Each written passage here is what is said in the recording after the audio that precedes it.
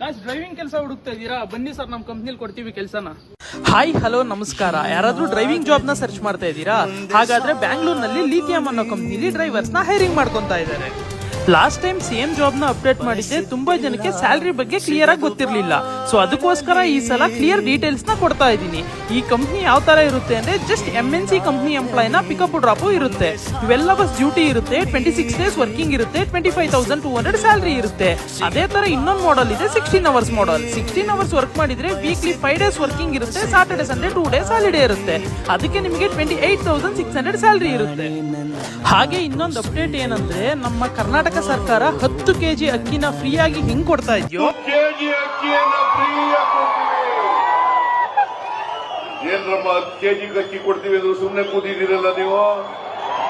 ಅದೇ ತರ lithium company ಅವರು ದಿವಾಳಿ ದಸರಾ ಬೋನಸ್ ಅಂತ ಬೇಗ ಬಂದು ಜಾಯ್ನ್ ಆಗೋರಿಗೆ 10,000 rupees ಜಾಯ್ನಿಂಗ್ ಬೋನಸ್ ನ ಕೊಡ್ತಾ ಇದ್ದಾರೆ.